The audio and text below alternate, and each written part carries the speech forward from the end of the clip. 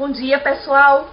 Mais uma quinta-feira e estamos aqui ao vivo no Educo para conversar com vocês sobre um tema que interessa aos pais, às mães.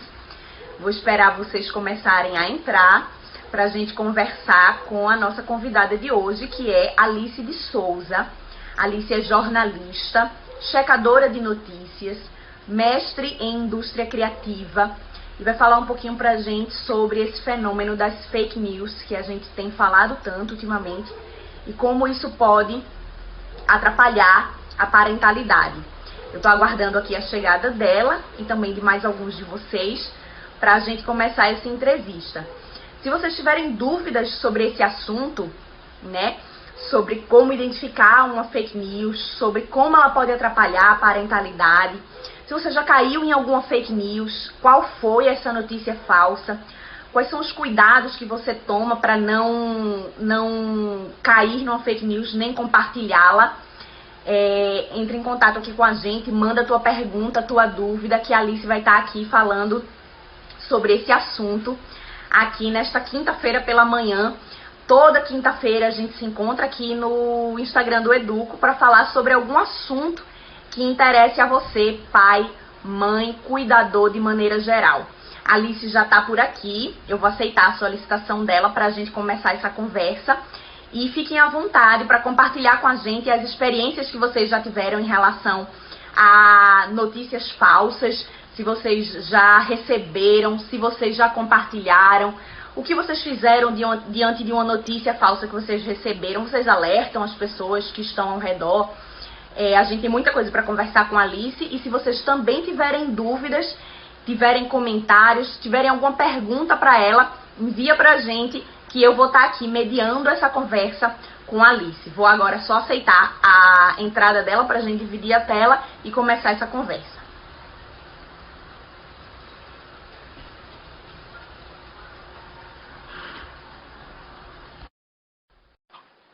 Já aceitei, agora é só o tempo de o Instagram fazer a divisão de tela.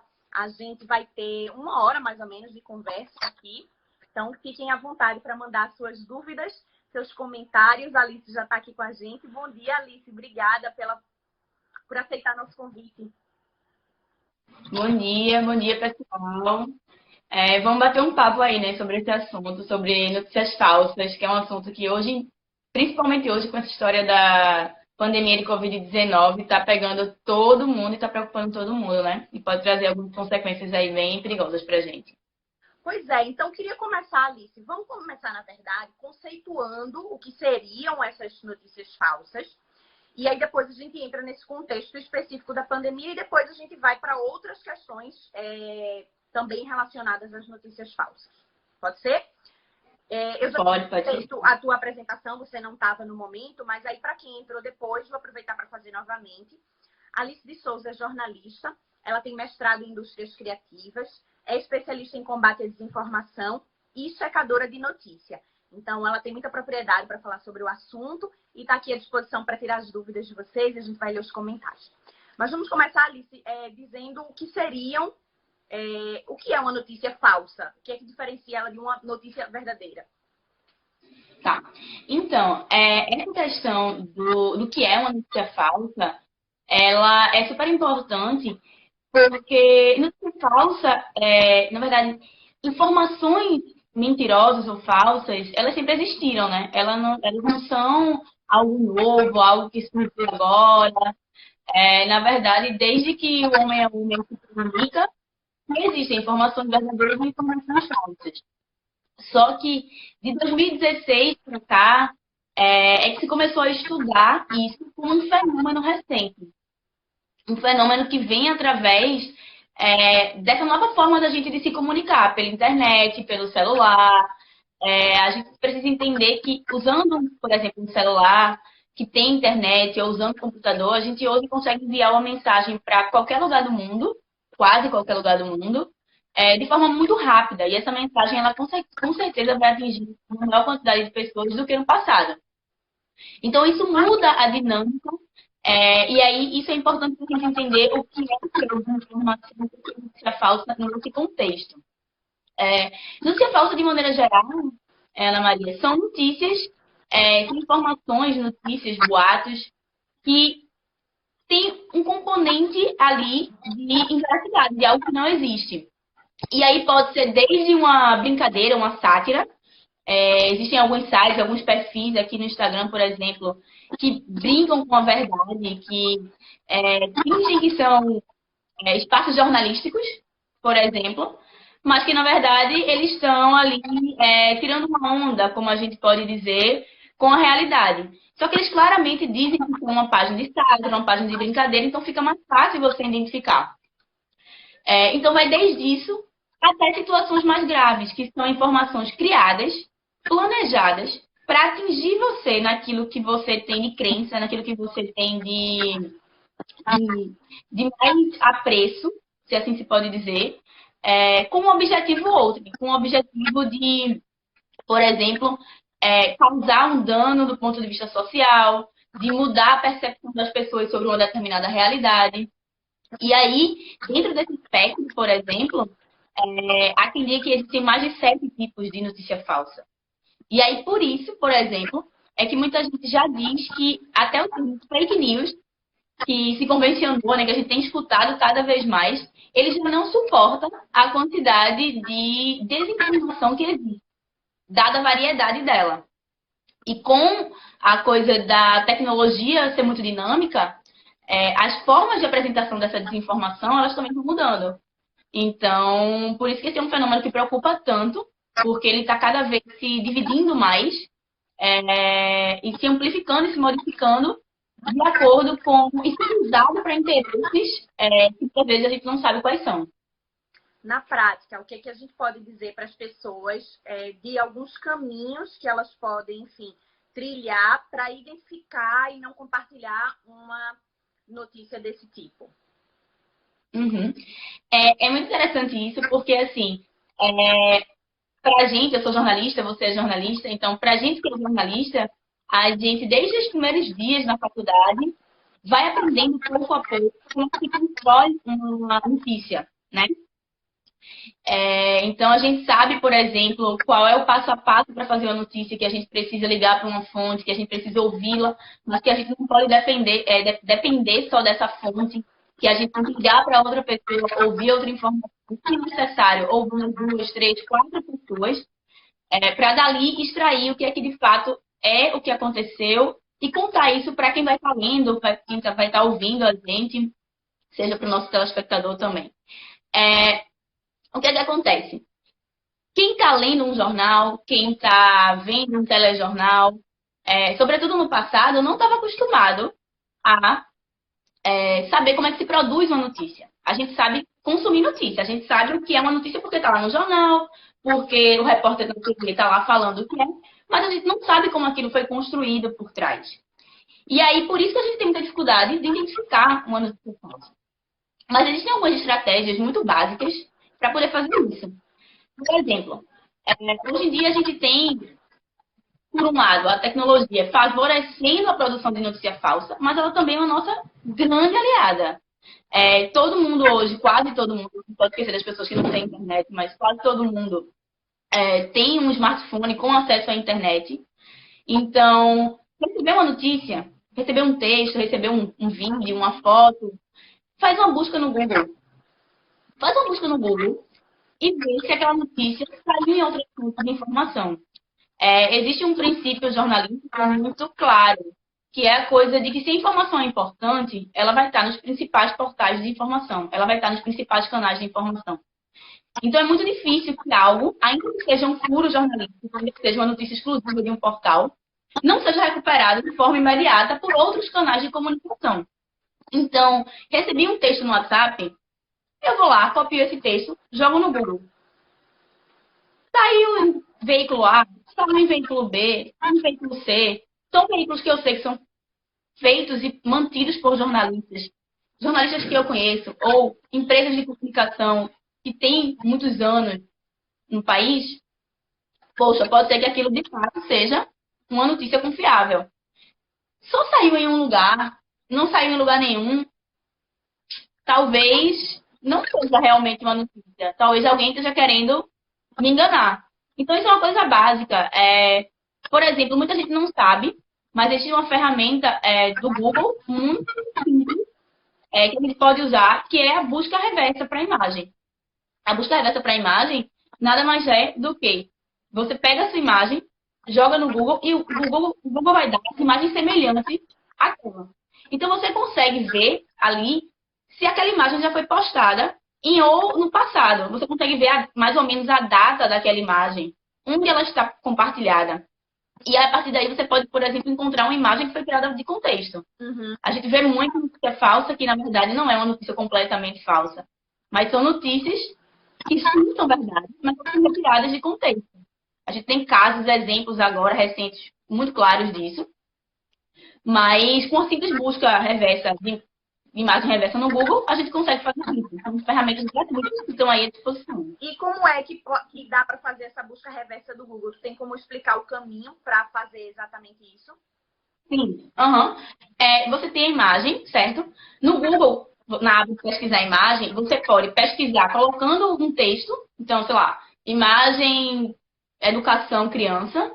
Ou você pode subir a foto. Então, você faz um upload da foto e aí você bota para pesquisar.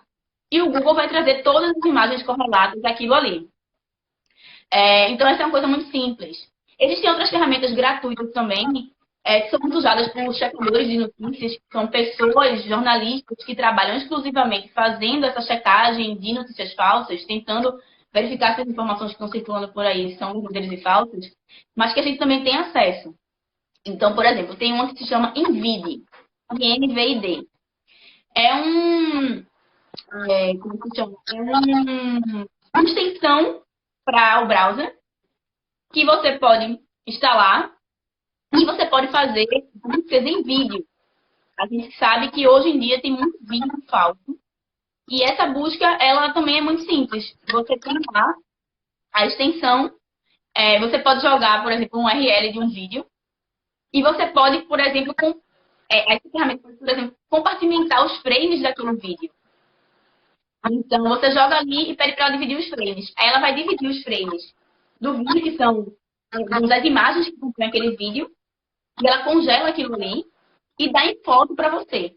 Essa ferramenta ela já faz uma busca automática desses frames no Google.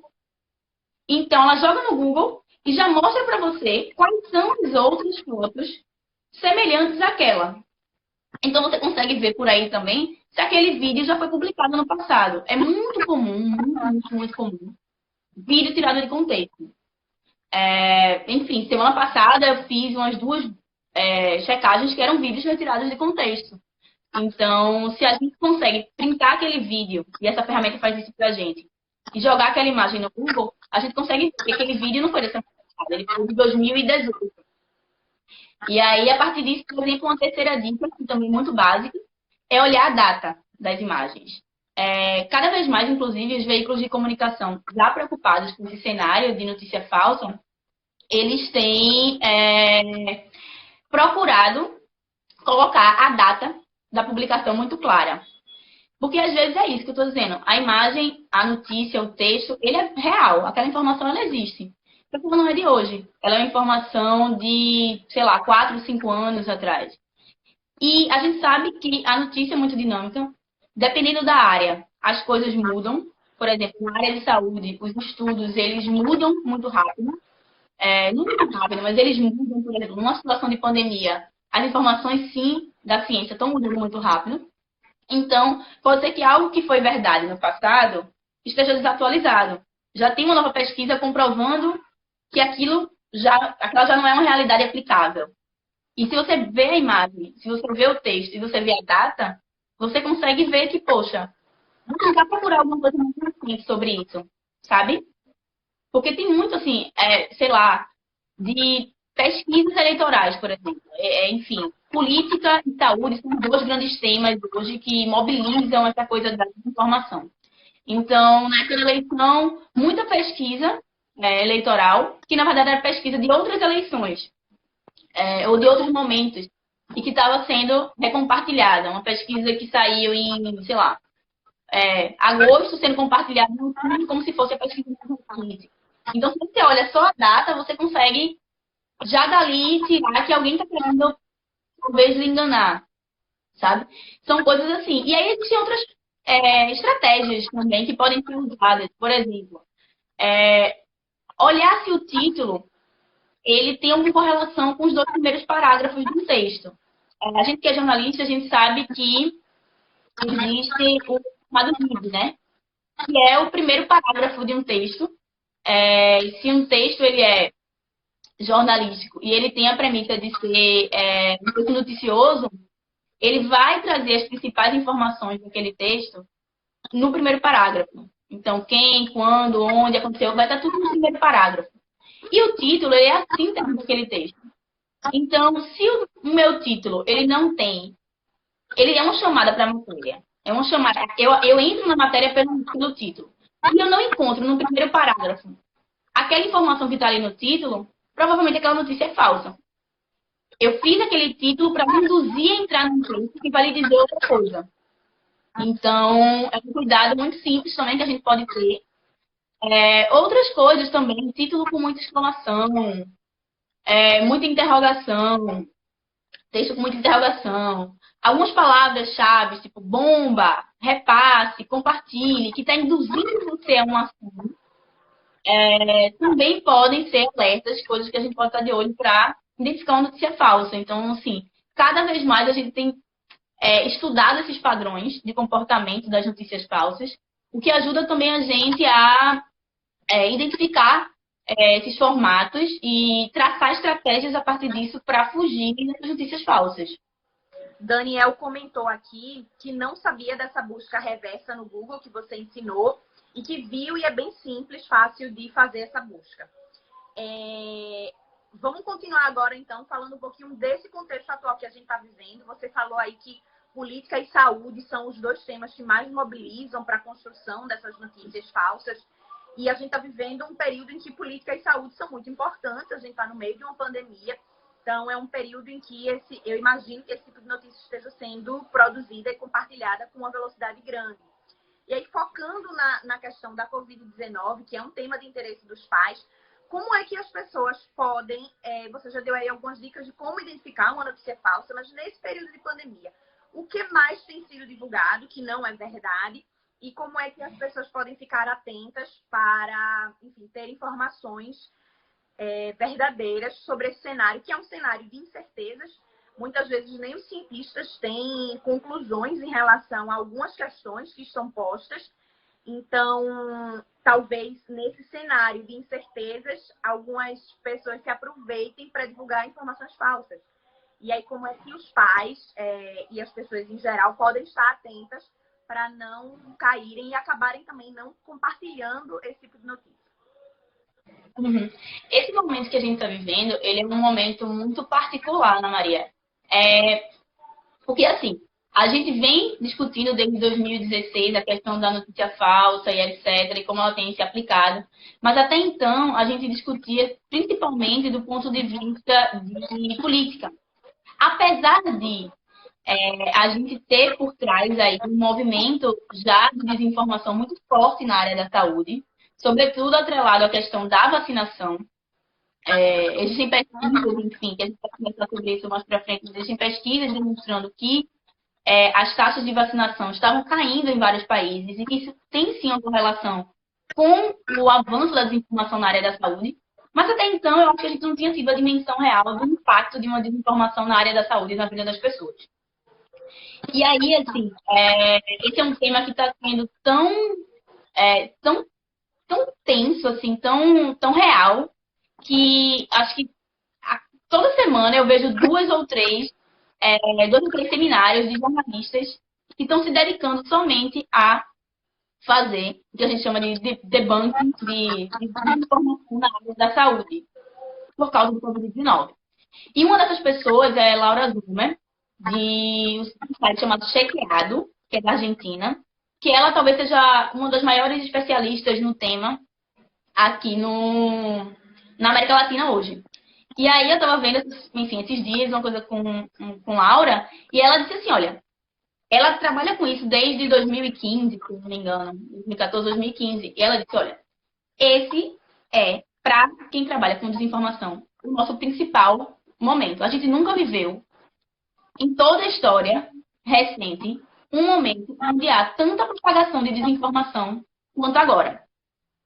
Então, para a gente ter noção do que é que está acontecendo com relação à Covid-19, a desinformação Covid-19.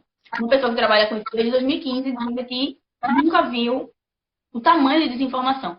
Não à toa, existem várias alianças de jornalistas no mundo inteiro que estão se unindo para tentar divulgar essas informações.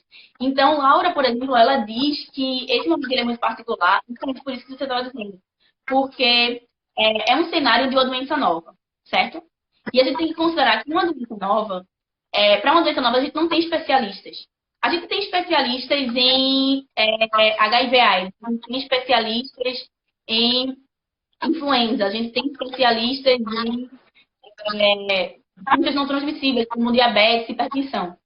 Mas é uma doença que acabou de chegar. Não existem especialistas. Todos os especialistas de todas as outras áreas estão somando esforços para estudar e entender esse fenômeno. A partir daí, traçar padrões, fazer pesquisas científicas e mostrar soluções para essa situação. Então, por exemplo, a ausência, esse espaço, esse buraco que tem de informação, ele está sendo muito utilizado por quem quer disseminar desinformação. Porque, para quem trabalha com desinformação e para todo mundo, a voz do especialista ela é sempre muito potente, né? A gente está sempre confiando muito no que diz cientista, no que diz pesquisador, da temática, um estudioso da área da história da doença. Mas não existem, essas pessoas ainda não existem. O que existe são especialistas de outras áreas.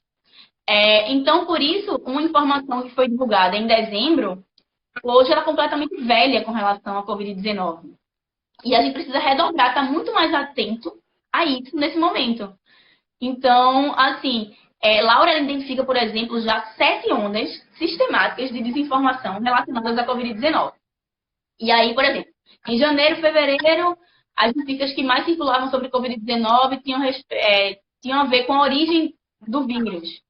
Então, o vírus veio da China, não veio? O vírus foi criado no laboratório, não foi? Toda aquela situação que se aproveitava do fato de que era uma doença para muita gente ainda muito distante, né? A real é que a Covid-19 para todo mundo, que não estava na China, era algo muito distante em janeiro, dezembro. E a partir daí começam outras ondas sistemáticas, que são a cura. Então, começam a surgir possibilidades de cura, hipóteses de cura, desde coisas que utilizam de substâncias que já existem, mas que ainda estão em teste, como é o caso da hidroxicloroquina, há coisas mais esdrúxulas, que a gente pode dizer, como tome chá de limão que vai curar coronavírus, que foi uma coisa que não foi só disseminada aqui no Brasil, como em vários outros lugares. Então, começa daí. Aí vem a informação sobre tratamento. Tal tratamento melhor do que outro, encontramos a nova vacina. E aí, quando você vai ler a matéria, na verdade, não é que encontrou a nova vacina, é que existe um novo sobre determinada possibilidade de vacina. Quando a gente sabe, por exemplo, que uma vacina é algo que demora muito para ficar pronto. Embora todos os esforços estejam voltados agora para a produção dessa vacina, por exemplo, quem, enfim, conversa com pesquisadores, quem é da área de saúde, pode, enfim, até explicar isso de maneira mais clara, mas uma vacina, a produção de uma vacina, ela exige um protocolo, inclusive um protocolo de testes. Você não pode, por exemplo, criar uma substância e já testar em humanos, porque você pode colocar a vida daquelas pessoas em risco. Então, você faz uns testes antes em laboratório, em ambiente controlado, depois você cria um grupo de controle, enfim. Tem que ter esses protocolos, não é algo que vai... Enfim, tem um estudo hoje, amanhã já tem uma vacina. Então, qualquer coisa que prometa algo assim, fica de olho. E aí começam outras desinformações. Outra desinformação que é a questão de brincar com os números, digamos assim. Que é a questão de que à medida que a doença ela se aproxima e que os números eles começam a crescer, a gente tem que levar em consideração que os números também são muito dinâmicos.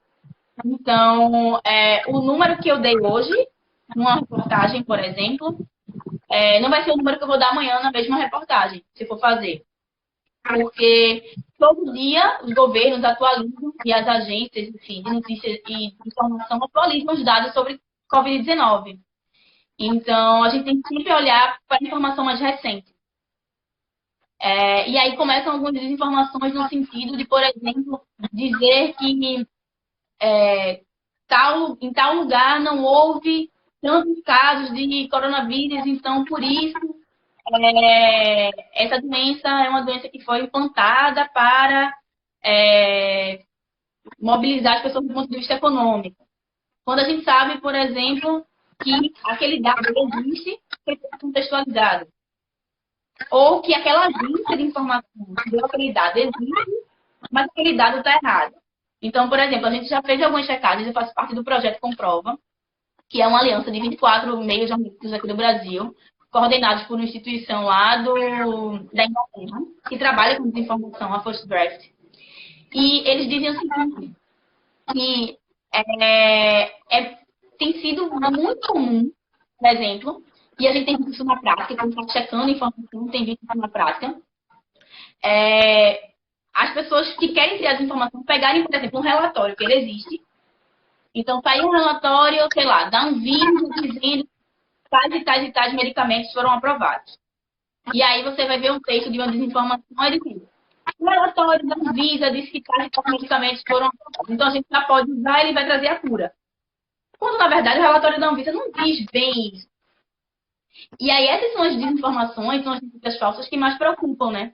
São aquelas que trazem um elemento de verdade para induzir a acreditar numa informação completa que está ali, mas que está descaracterizada. Que tem sido muito comum, assim. Então, essa é uma outra onda de desinformação. E mais recentemente, a gente começa a entrar num uso político dessa desinformação, que é quando esses dois grandes mundos de desinformação se encontram de alguma forma. Que aí enfim, o uso com interesse ideológico, com interesse em manipulação de poder. Que aí tem sido visto em, enfim, vários lugares do mundo, não é um privilégio, entre aspas, do Brasil. É algo que tem acontecido com frequência e de várias formas possíveis, mas que é a nova, digamos assim, a nova forma de mobilizar as pessoas através da informação. E aí o que eu quero dizer com isso é que não existe só uma forma de desinformação, não existe só uma maneira de disseminar desinformação. O que existem são elementos que a gente pode utilizar, estratégias que a gente pode utilizar para tentar escapar desse ambiente, tudo considerando, e aí a gente tem que fazer também uma análise do ponto de vista de que, dentre todas essas formas de desinformação, e esses tipos de notícias que estão circulando de Covid-19, algumas são mais perigosas para nós e para nossa família do que outras. A coisa da cura, por exemplo, tá todo mundo querendo uma cura para essa doença, né? Quem não quer voltar a sair de casa, quem não quer retomar a vida como era antes, né? Eu acho que é um desejo de todo mundo, assim, tá todo mundo muito apreensivo com esse momento. Então, a coisa da cura, ela é atrativa, né? Claro que se eu descubro que uma substância vai me proteger do coronavírus, eu vou querer ter ela, né? Mas e aí isso pode trazer algumas consequências do ponto de vista de saúde práticos na vida da gente, sabe? E aí é quando a desinformação ela sai de um espaço de você ser apenas julgado na internet e ela vem para um ambiente real de uma gravidade maior, que é trazer um dano à sua saúde e à saúde da sua família. Então, dentre as formas de desinformação que estão sendo compartilhadas, aquela que mais preocupa quem trabalha com isso hoje é a coisa da cura e do tratamento, de promessas milagrosas de cura e de tratamento. Porque, eu posso entrar numa outra questão também, que a gente tende a dizer que nunca vai cair desinformação, né? Eu acho que esse é um ponto assim, muito crucial, que é a ideia de que a desinformação são elementos suficientes e que eu sou instruído o suficiente para não cair numa desinformação. Quando, na verdade, do mesmo jeito que a Covid-19, ela não está escolhendo muito perfil social, etário e etc., a desinformação também não escolhe, não. Assim, é preciso deixar muito claro que você ter um grau de escolaridade alto não faz mais imune à desinformação.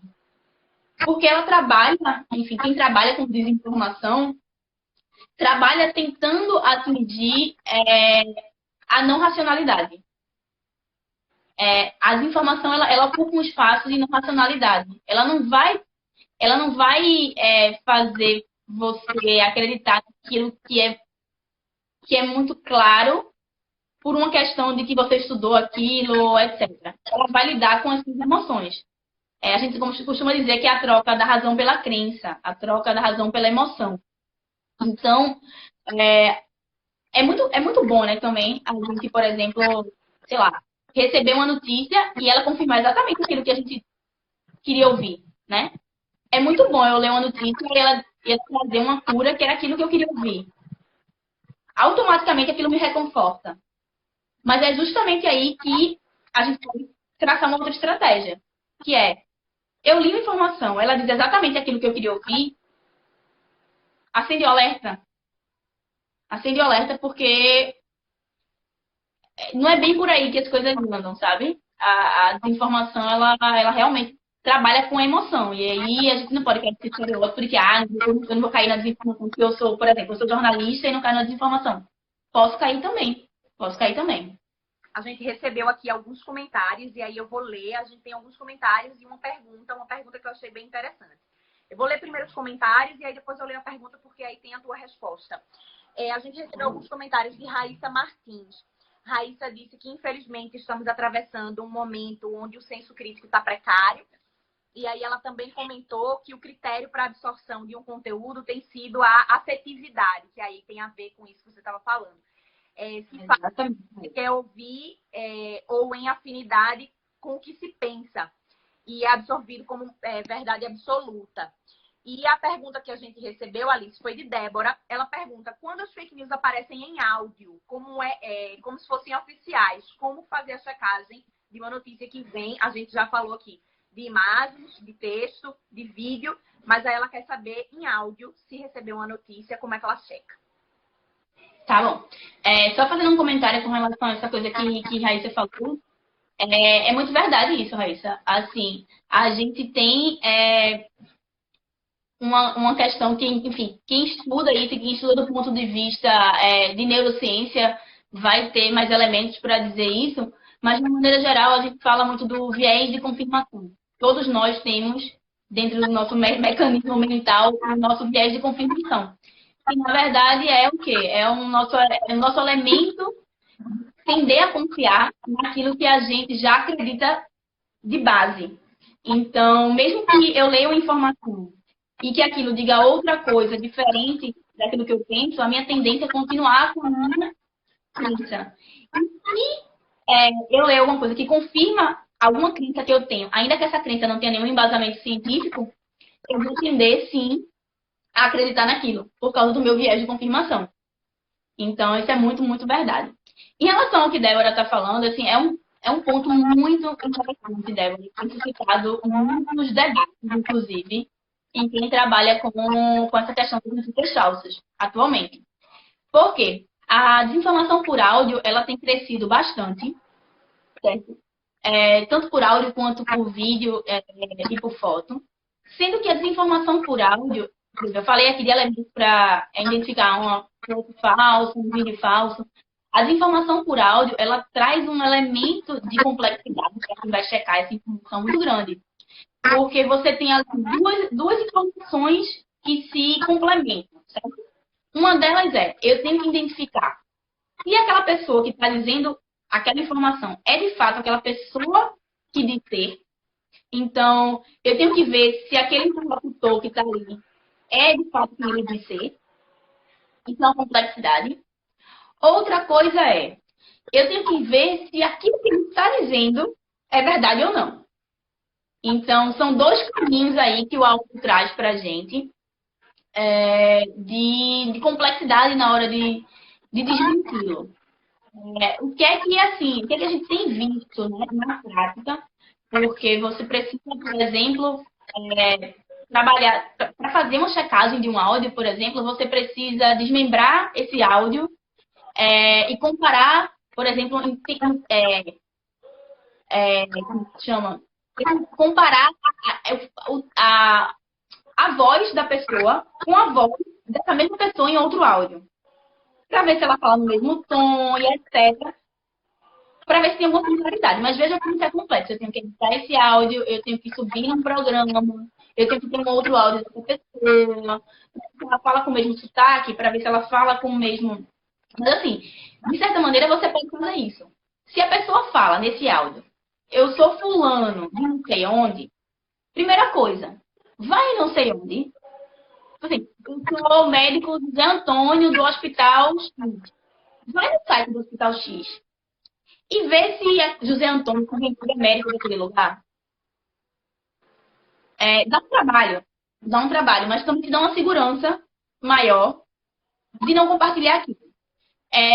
Em sendo José Antônio, de fato, médico daquele lugar.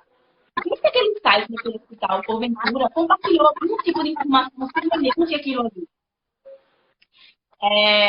Se for um político, por exemplo, vai na página do Facebook desse político e vê se de fato ele já comentou alguma coisa sobre aquele assunto.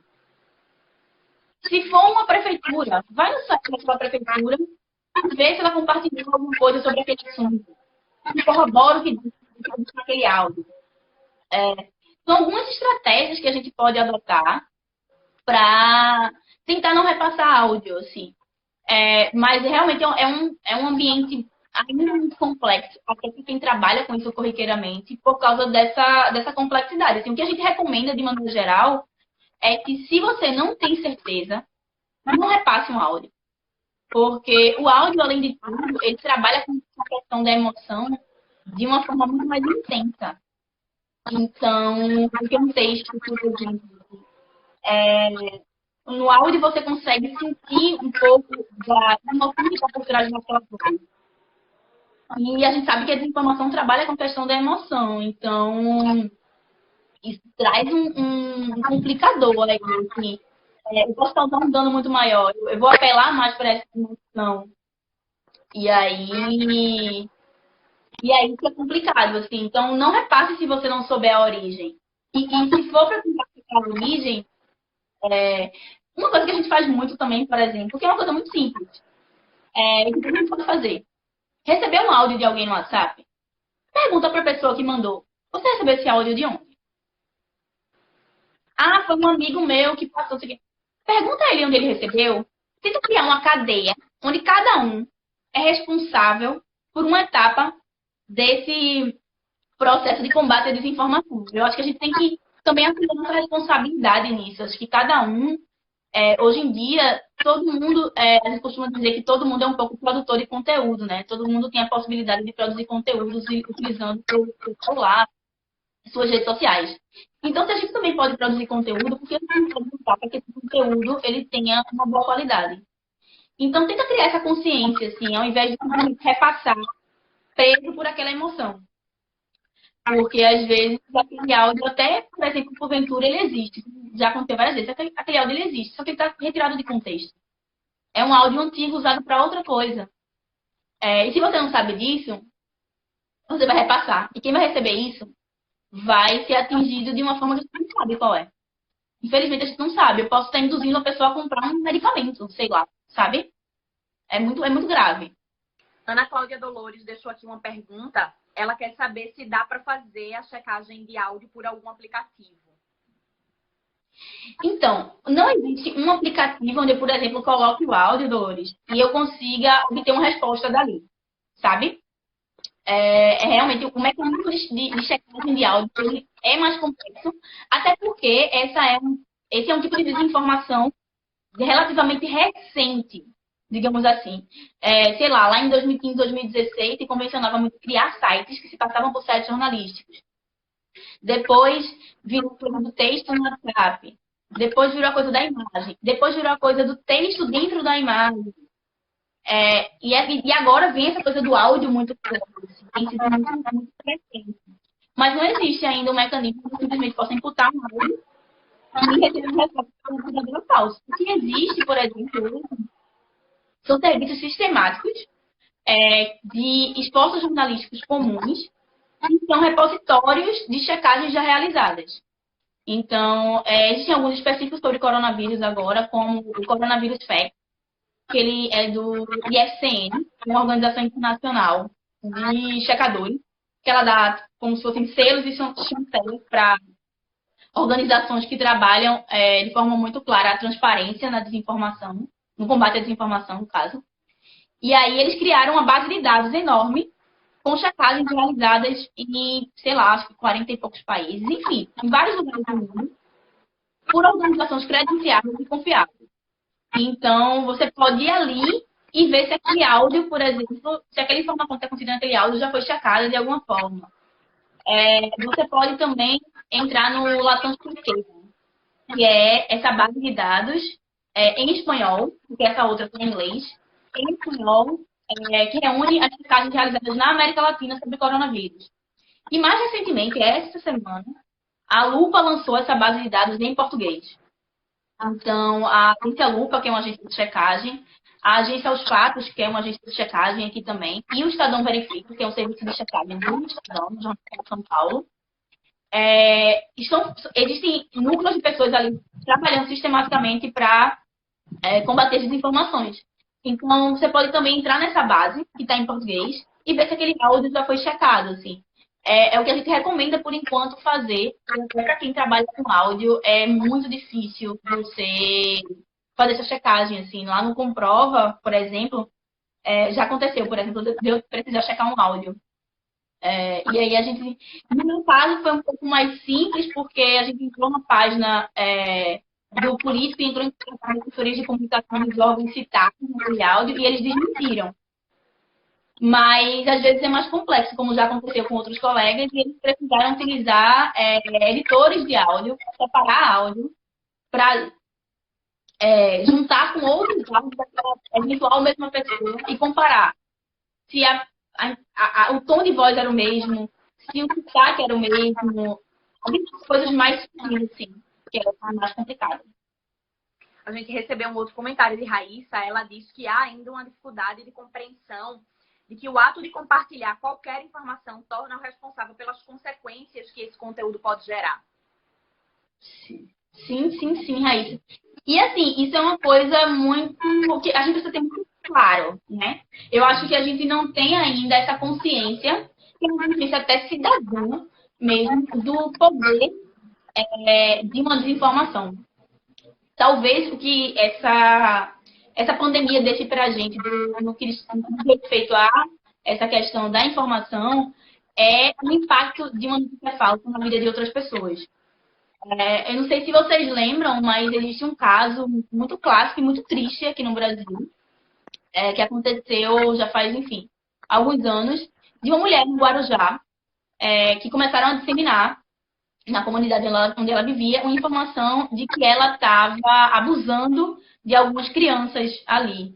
E aí, trazendo muito assim para a realidade do Educo, né, e do público aqui do Educo, essa coisa com a infância, todo mundo é muito caro com a infância. A infância é uma coisa que é muito importante para todo mundo, né? Inclusive do ponto de vista de continuidade das boas práticas e de repensar continuamente a sociedade, a melhoria da sociedade. A gente pensa muito nas crianças como pessoas para o futuro, que cuida muito dessa infância. Então, qualquer coisa que tem a ver com desinformação na infância, ela mexe muito com a sociedade como um todo, né? Todo mundo toma para si um pouco a bandeira de alguém que agride uma criança. E aí, nesse caso dessa comunidade, simplesmente começaram a compartilhar o boato de que essa mulher estava abusando de umas crianças que viviam naquela comunidade. Só que não existia nenhuma prova disso, certo? Mas alguns vizinhos lincharam ela e ela morreu. E o que acontece? Essa mulher morreu e depois viram que não existia aquela informação. Que, na verdade, ela não tinha feito nada daquilo que estavam dizendo que ela fez. E aí essa mulher tem uma filha também. A mulher tem uma criança em casa. E essa criança hoje está sem mãe. Então, a gente tem que sempre pensar na nas consequências disso. E aí, assim, mais recentemente, a gente tem visto alguns casos de punição, Raíssa, com relação a essa coisa da desinformação. Acho que nessa semana, né, teve uma mulher que compartilhou uma desinformação de caixões que estavam sendo... as caixões estão sendo abertos, alguma coisa assim. E aí ela compartilhou isso e a mulher foi punida, né? Criminalmente punida pelo que ela fez. Teve que gravar um vídeo desmentindo tudo aquilo que ela estava fazendo, lá prestar serviços comunitários. E assim, eu acho que é uma tendência, um jurista aqui pode até trazer mais elementos para a gente sobre isso, mas assim, eu acho que é uma tendência que cada vez mais se crie mecanismos do ponto de vista de legislação para punir isso e transformar isso em crime, sabe? Tipificar isso de fato, porque realmente as consequências podem ser muito graves e todo mundo tem uma responsabilidade, você tem que ser responsabilizado por isso. Alice, o Wilson Miguel pergunta: em quais países as notícias falsas são mais compartilhadas? Existe algum estudo sobre isso? Então, não existe um estudo sistemático que abarque todos os países com relação à notícia falsa. A gente não tem, por exemplo, ainda um estudo que faça um comparativo das notícias falsas que são compartilhadas aqui no Brasil, nos Estados Unidos, na Índia, no Japão, em Portugal, etc. O que existem são estudos em cada país sobre o compartilhamento daquelas notícias de um determinado período de tempo. Então, por exemplo, existe um estudo muito famoso de cientistas do MIT, que eles fizeram uma coleção de tweets ao longo de 2 anos, um pouquinho, publicado, acho que em 2018, a respeito da desinformação dos Estados Unidos. E aí eles viram que lá uma desinformação, ela atinge uma desinformação política, ela tem, sei lá, acho que 7 vezes mais chance de ser compartilhada, se eu não me engano. Não estou muito segura desse número, mas ela tem muito mais chance de ser compartilhada do que uma desinformação sobre qualquer outro assunto. Eles viram que uma desinformação, ela atinge um grupo X de pessoas muito mais rápido do que uma notícia verdadeira. Então, ela é mais compartilhada. Aqui no Brasil, o que a gente tem de referência é um estudo, na verdade, que é um estudo anual, feito pela Universidade de Oxford, no Reino Unido, que é o seguinte: eles todo ano fazem uma análise de como as pessoas estão consumindo notícias nos respectivos meios de comunicação, certo? A gente sabe que cada vez mais as pessoas estão mudando a forma de consumir notícias, então a gente não espera mais o dia inteiro para ligar a TV no horário X para ver quais são as principais notícias do dia. A gente simplesmente passa no timeline e vê imediatamente o que está acontecendo. Só isso já é uma mudança muito, muito grande para exemplificar para vocês. Mas esse estudo, que é Digital News Report, todo ano eles publicam, e aí eles analisam o cenário de compartilhamento e de consumo de informação em 30 e poucos países, incluindo o Brasil. E aí o que esse estudo diz? Que o brasileiro, ele só perde para a Malásia. A última vez que eu vi esse estudo, ele só perdia para a Malásia. Mas era uma das pessoas, enfim, um dos países onde mais se compartilhavam notícia falsa, onde compartilhavam notícia pelo WhatsApp. E onde mais estava crescendo o consumo de notícia via redes sociais.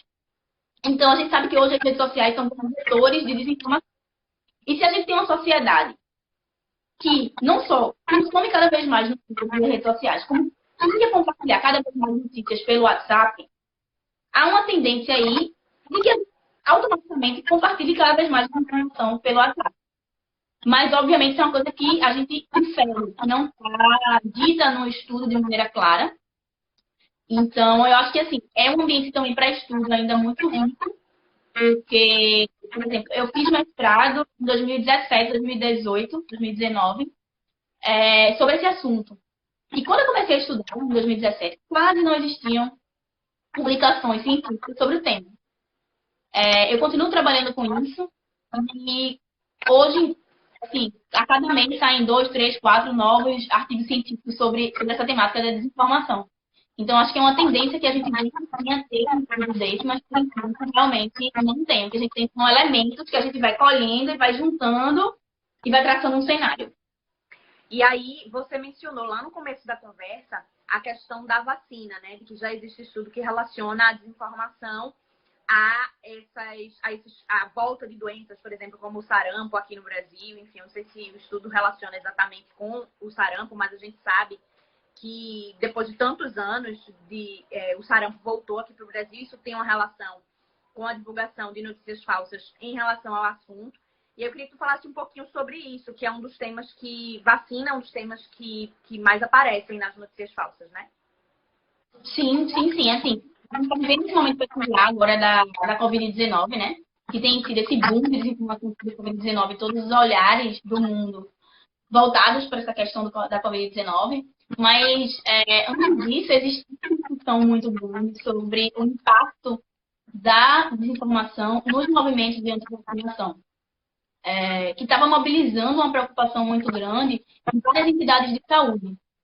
Então, a Sociedade Brasileira de Pediatria, por exemplo, já tinha se posicionado a respeito disso. A Organização Mundial da Saúde, a Sociedade Brasileira de Imunizações, o próprio Ministério da Saúde, todos eles já tinham se posicionado. E aí a própria Organização Mundial da Saúde, ela vai dizer que sim, que a informação tem impacto na baixa, na redução de taxa de imunização em todo o mundo. E aí tem um estudo muito interessante que foi publicado no ano passado sobre essa temática específica aqui do Brasil.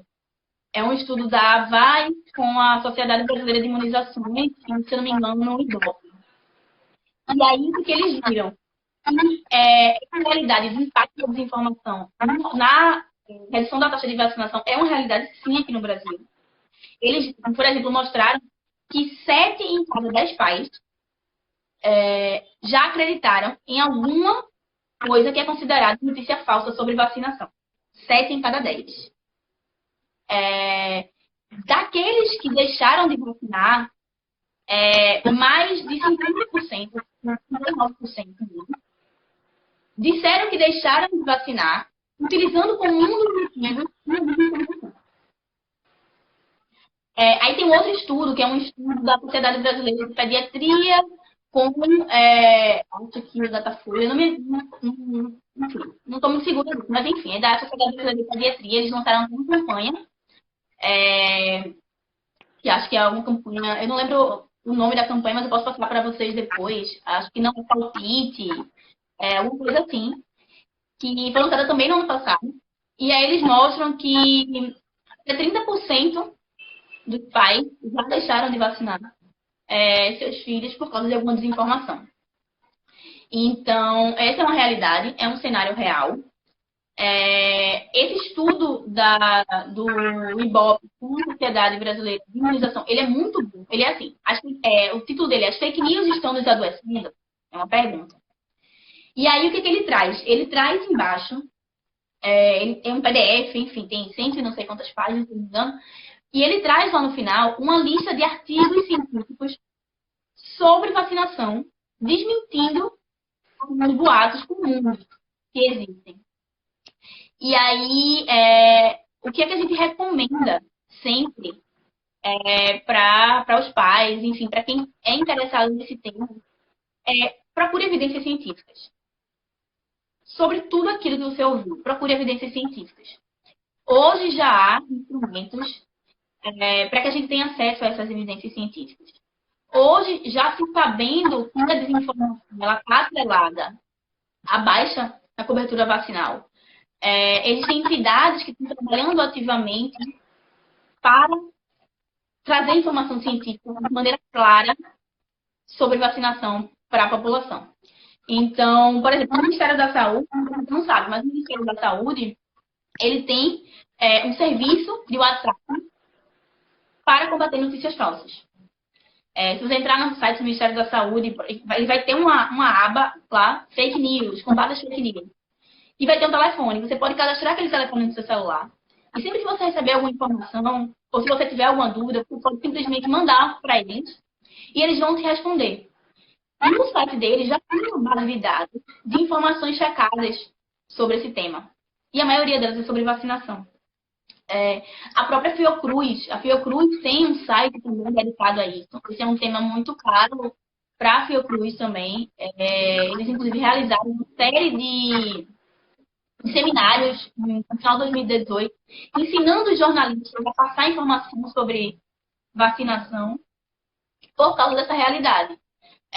Tem esse estudo da Sociedade de Imunizações, a Sociedade Brasileira de Imunizações, SBIM.